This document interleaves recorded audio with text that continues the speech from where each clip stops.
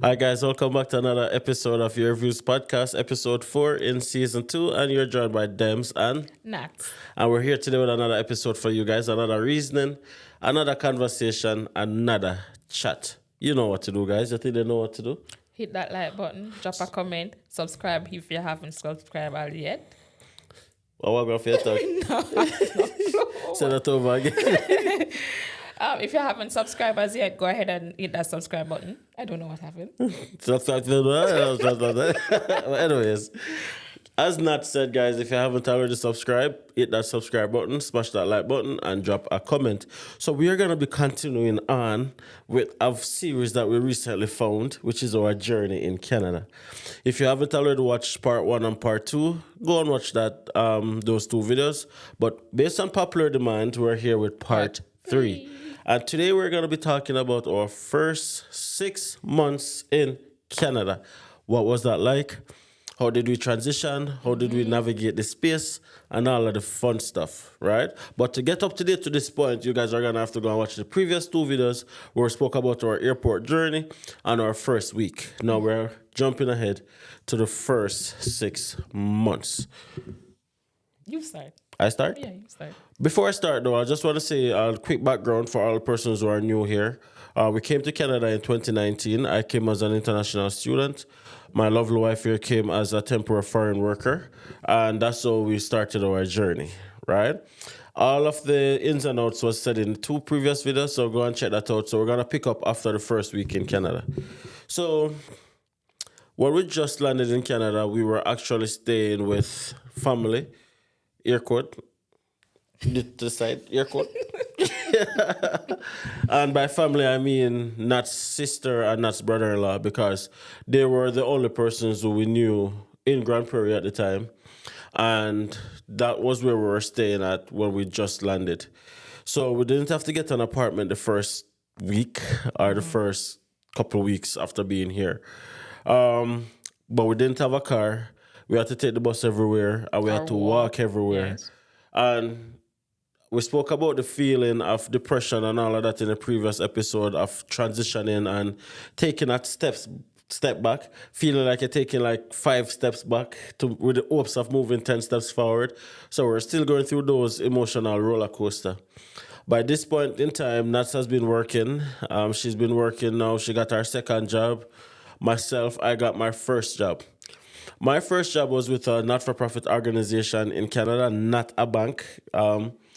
I started working with the United Way, Alberta Northwest. That was my very first job here in Canada as a part-time 20-hour per week business development personnel.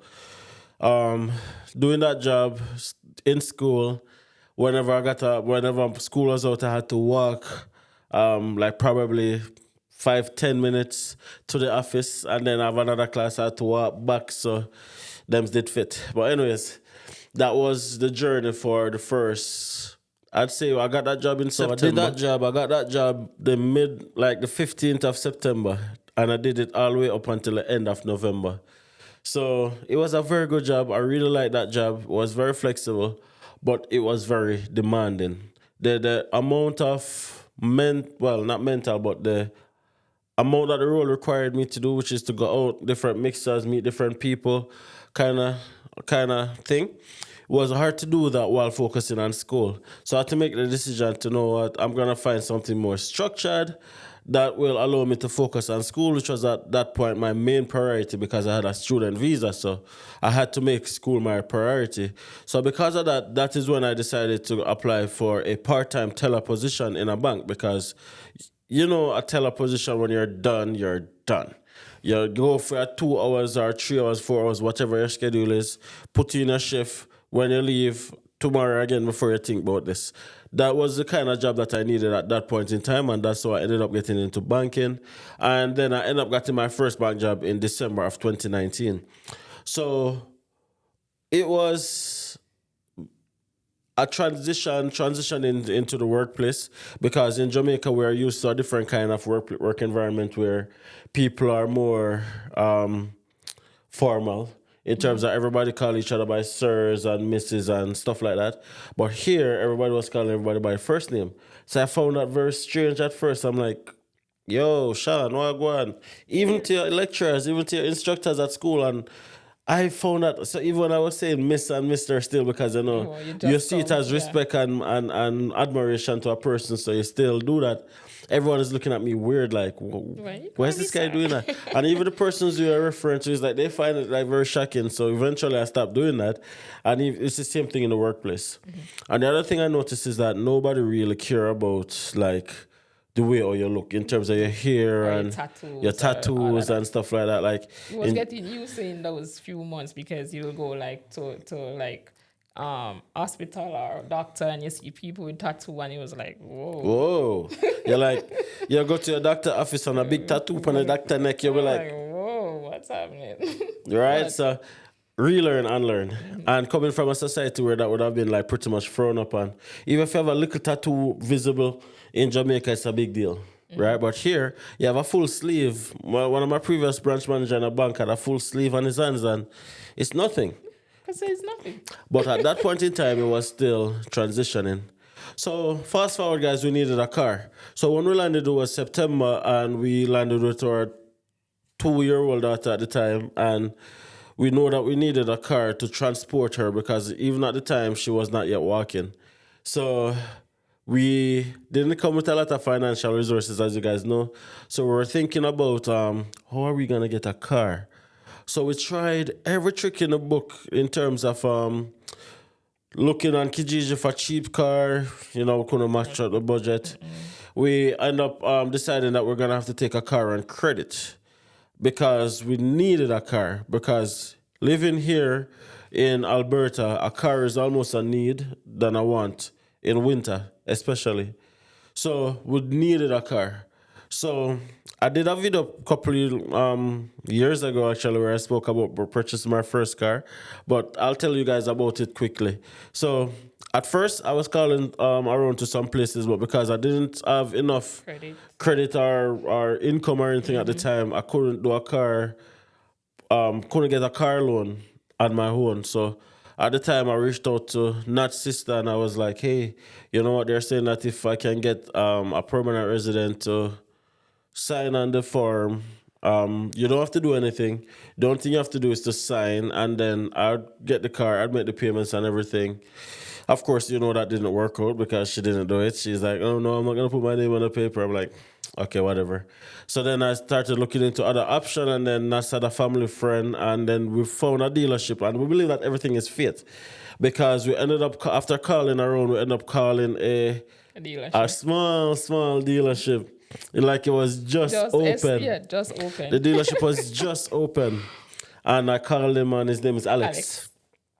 Alex, his name is Alex. He's a blue hair, blonde hair guy from Newfoundland.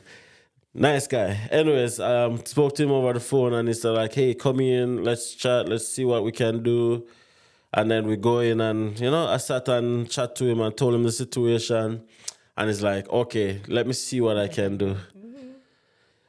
Of course, now we're being very careful not to be overly, what you call it, enthusiastic because, we know that we're still relatively new, so it might not work out. So Alex got back to us and said, hey, come into the office.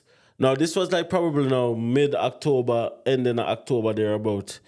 And he said, come into the office. And we're like, where's the office? And he's like, the office is like close to Costco. We're like, okay. Close to Costco. So we took a bus. We took a bus to Costco. And then we were like, okay, then Alex said that it's close to Costco. So we're going to just walk there. Guys, that was like one of the longest walk.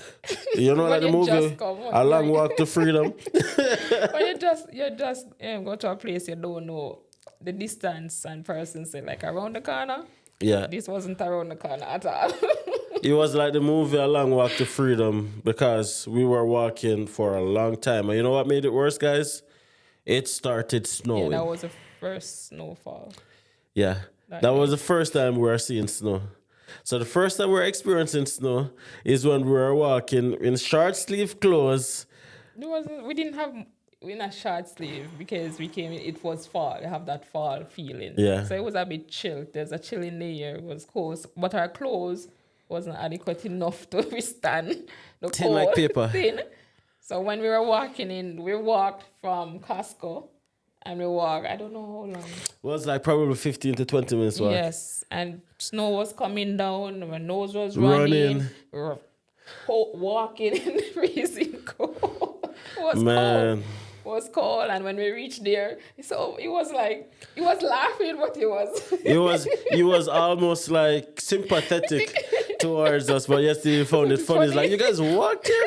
And then like we were freezing. I was like, So they were like just there, I just like standing there inside for a while and stuff. But anyways, we ended up looking on a couple cars, and then he said that this is a car that we can do something for you guys on, and it's a VW no, it Beetle. was 2 cars. There was a red one and the Beetle, but he was telling us to choose. Yeah. And there was a lady there as well who was telling us that the Volkswagen have certain features on it that you can start with in winter. Yeah. It's not gonna give you any hassle to start and stuff like that. And then we were saying, no, but a Beetle. But a buggy. We don't want the buggy. We don't want the buggy. And she was saying, I had one. I'm just telling you. It's like Yeah. they were saying, look, this is the car you're supposed to buy. Don't buy nothing. This is the car you're supposed to buy. And then we end up getting the buggy. Yeah. We end up choose the buggy at that point in time. We not get it yet. We choose the buggy. But coming with our Jamaican mindset, we're like, buggy? You know that video that the guy buys his girlfriend a car and she's like, see that? That was how we were at in terms of like, buggy? But anyways, we were looking on the bigger picture.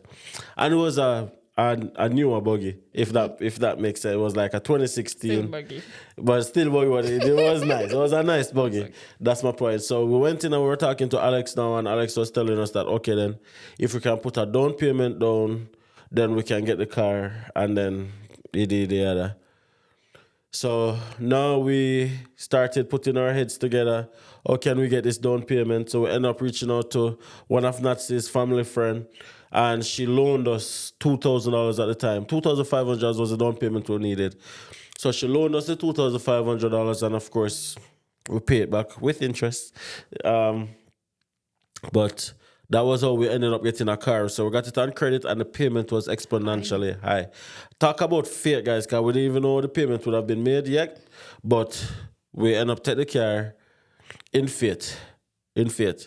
So now we're mobile. In our little buggy, we register the car. At the time, I had my international driving permit. You can buy a car with that international driving permit, and you can insure it, but it's going to be more expensive. So driving the car and all of that. But it was good because COVID hit a couple months after. But before COVID hit, we had to find our own apartment. The person is you guys might be wondering when did I work the 3 jobs? So I was working at 2 hotels and I was doing a cleaning job at a casino, right? So you maybe wondering how did I juggle between 3 jobs? And that was why having the car was so important, because not had to get up 5:30 in the morning. I had to take her to one of the jobs that starts 6. Come back. I stay home, but to where would I stay at the time? I had to then get ready for school. Nas mother was there as well, so she stayed with Malika throughout those initial couple months. So I then had to get ready for school. My first class was at 8 in the morning, so got there at 8. Then get a break in the daytime, go to work for a couple hours, leave that work, go and pick up Nats for 2 o'clock at the casino job, make it back to school for 2:30 class. When class finish at like 4:30, go and pick up Nats again, take Nats to our hotel job at one of the hotels that starts at 5 o'clock. Pick up Nats at 10 o'clock in the night. Remember? Yeah, pick up Nats at 10 o'clock in the night, and then the cycle continues. And then the thing is, the hotel jobs was like different schedule, different days. Schedule, so that's why I was working all 3 jobs. So All I three didn't jobs. have a break. I didn't take a day off for a while. Well, technically, I didn't get a day off either, because I was like doing school and pick up, drop off here, there, everywhere, and then dealing with Malika when you are like at work and stuff like that. So we were going through a phase of like almost not even seeing each other. apart from in the car, like just Car. transitioning just from point A to point B. And then when I get home at 10, that is when I get a chance now to do my assignments. Homework, yeah. That's probably due at midnight, half the times. Put in or go to sleep probably 2 o'clock, 1 o'clock in the morning. Wake up back 5:30 to do the cycle again. Yeah, it was tough. It was tough. But we did that for like probably September to November. September. Probably September to December. Yeah. September, October. Think about November. Yeah. So, anyways, guys, No sleep. we ended up had to get our own apartments. We landed in September. We moved into our first apartment in December. We weren't prepared to move as yet because we thought that we were gonna be able to stay where we were staying for like the duration of school at least. And save some money. Save some money and just get our thing together and stuff like that. But you know what? We had to end up move out into our own apartment. So for our own comfort, I guess, our own peace of mind, our own sanity. So we ended up now getting an apartment. What was the apartment search like for that first apartment? It was pretty easy. Back then, it was pretty easy getting an apartment. We just wanted something close to where we know, because we didn't know Grand Prairie as much. So we looked for the next best place to where we really say that. Yeah, so it was pretty easy. We just presented our payslip. Just payslip? Yes, basically. And they did a credit check, but yeah, at the time we didn't really have much credit as we had a car, we had a credit card. So we're just starting to build credit, so we didn't have anything bad or anything like that. So we got the apartment, no problems. It was a 2-bedroom, 1-bathroom apartment, and it was for I think $1,200 at the time, right? So now we don't have any furniture. We only have clothes. So we decided, like, for example, we knew a couple of weeks before we were gonna move, so we're like thinking, how are we gonna get furniture because we're still building. We're just recovering. We don't have any money. Nas doing all of these jobs, but all of these money is just going into bills. So we decided that, you know what, we're gonna. Well, actually, you were at work. I was at work, and a few of my co-workers were talking about moving in together and where they can get furniture for cheap or nothing down and all that. So I asked them where. They said the best place to go is this place because... Don't call it name, we're not gonna free promotion. Yes. But there's a couple places that does like furniture and credit, you know? So they mentioned a particular place, and then we went there, and when we walked in, we saw another Jamaican guy, big up himself. First time meeting him, bring us up to speed as how it work and stuff like that. And even without credit, we were able to get the necessary furniture that we needed for a monthly payment of like $200 and something. Yeah, it was like $212. $212, right? I remember it because it's another bill. So it's like we got all our furniture. Like the apartment came with fridge and stove, but we were able to get 2 beds, sofa, TV stand, a dresser. Yeah, bed. So it was decent. So now we have our furniture and we're moving. That was a good feeling. It was a great feeling moving into our first apartment. Landed in September, moved in December. Lots of trips in our buggy though, back and forth location with clothes and something. So kind of buggy can't hold too much things. So it's a whole lot of stuff. So getting our first apartment, that was like a feeling of independence. Fulfillment to say yes, now we are fully on our own. Still integrating, still in school, still don't know much, still learning because we didn't have anybody to really teach us much and stuff like that. And then December, I got my first bank job, part-time teller, still doing the same rounds, not still doing all of them things there. And then COVID hit around No, I had left one of the job. You left one before COVID? Yeah, I left one before because I wasn't getting any sleep or anything like that. I was tired most of the time, so I left one of the job. And that is why if you don't have a very strong foundation in a relationship, Canada will break you. Canada will break you because through those first initial months, it was all just work and plan. It's just like the dream. We had no time to do nothing. We would not even see each other really. We don't go anywhere. We don't like nothing, right? We didn't get to do anything really. And then months after being here, we're not even like go out for dinner, nothing. And we're like, like it was just. But after being here, COVID hit, so we couldn't even go nowhere neither. That's what I was getting at. I was like, that was how the initial journey started, and then COVID hit, and then Nats lost all her jobs. Nats lost all her jobs, and which is why we are so confident that everything in our life is destined.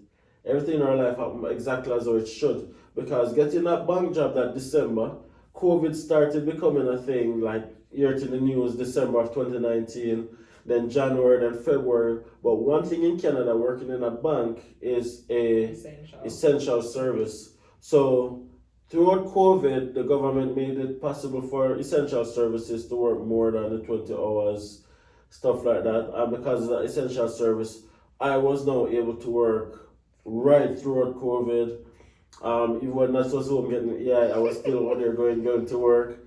School then went online, so now I'm doing school online, going to work. We have more time for each other, stuff like that. So COVID was actually like a blessing in disguise for us because it allowed us to kind of like slow down. And who knows if we would have gotten that opportunity without COVID. Something bad happens, but it worked out for good, right? And then getting the bank job at the time when I got it was like perfect because I was able to be an essential service worker, work, get some money, EI coming in, we were able to survive. And that first semester of school, where I went in person from September to December, was the only semester that I did in person class in college. Everything else was online. Everything else was remote right through completion of the 2-year program. And that's something that I wouldn't necessarily say I didn't like, because it made my life so much easier. But I would have liked to graduate and all this. But because my graduation is on YouTube, it's like, but anyways, COVID was actually a good thing for us, right? It helped. Yeah, it definitely helped. So within the first 6 months, October, November, December, January, February, March, NASA's gone to having 3 jobs to being unemployed. We got to our first apartment, we got our furniture, got to our car. What else happened? Oh, Malika got into a program, PUF program, which is for kids who are a little bit delayed to get them up to speed. So even when COVID, she was still going to the program. Yes. So that was something that was good. And at this point in time, it was winter, right?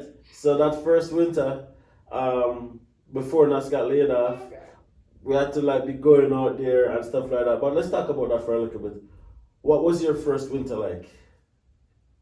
Surprisingly, thinking back, it wasn't. It was shocked. It shocked me at first because it said people keep on saying it's cold, it's really cold. And then you're like bracing for that cold, but it doesn't reach that level. You know, that cold is that everybody is like, it didn't reach that level. And I think we handled it good. Yeah. It wasn't all that. It wasn't the first winter. It was rough, but we were prepared mentally for it. Yeah, the first winter was like persons were giving us descriptions, so we had like it's like we had a bigger expectation of what it actually turned out to be. I agree, but it was still bad. It was bad. Because we had to navigate stuff like freezing rain. We had to navigate being stuck on snow. Well, I had to. That's never had to do none of that. So probably that's why she said it was easy, but it was actually very tough mentally. The car that we bought, the buggy, was actually fantastic in winter. By the way, it started no problems, no matter how cold it got. -40, -45, it started. But the thing is, because it's slow, it got stuck quite a few times. And then I got stuck on ice with freezing rain. And just like snowstorm at 5:30 in the morning is like, rough. And what persons don't really talk about is the depression that comes with being locked up and the place being dark in the winter. Yeah, that was new to us as well. Seasonal depression. Yeah, cabin fever. Mm-hmm. Yeah, a lot of persons don't talk about that. That, like, honestly, it's real. And I don't like winter, not because I don't like cold, but because of that. Yeah. It's like you can't go outside, it's cold, so you're just locked inside, and it just puts you in a sad mood, a depressing mood. It's very hard. It's very, very hard. But you navigate that by surrounding yourself with people where you can go over the milk house. White light. White light, sit underneath white light. Mm-hmm. Don't isolate yourself. Still go out and do things. Don't just lock in. We're still getting used to it. Yeah. But the first winter might be a shock. But it was a shock for us. But after that, I think we had it. We had it. Yeah. Is there anything else that happens within that first 6 months that we're forgetting to talk about? No? No. That's it. Like, it's so basic, right? Basic. Work. We had no time to do nothing else. Nothing. We just work. Nothing else, guys. It was just all about the grind, all about the focus, all about just being determined on the mission and just remembering why we're here and what we're trying to accomplish. And remember now, guys, we didn't have anybody to guide us along the process to say do this, do that, do this, do that, do that, or to give us a cushion and say you give us a soft landing. We were just thrown out into it, and that was it. Hopefully you guys had a better 6 months than we had. Like, to you guys, I know when you land, you're able to travel a little bit. You're able to explore a little bit. You're able to, take your time. But we had to hustle. And we had to hustle very hard, very, very early. So that's how our 6 months in Canada started. And which is why I am always saying to you guys that, listen, 99% mindset, 1% finance. It's all about what's in your head, your end goal, your mission. What is it that you're trying to accomplish? Why did you come to Canada in the first place? Is it about flexing, or is it about changing a family's life or a family's dynamic? Answer that question, and then when the rough time comes, you will navigate that by looking at the end goal, because that was what kept us through. The end goal, the end goal, the end goal. Anyways, guys, we're going to end it here today. Very short episode. Thank you guys so much for watching. If you guys haven't already subscribed, hit that subscribe button, smash that like button, and drop a comment. Let us know what your 6 months in Canada look like. If you're here and it's not yet 6 months, what's your journey going like so far? And if you're here and it's been 10 years, 20 years, what has your journey been like? Let us know down in the comment section. Again, thank you guys so much. See you guys in the next video. Peace.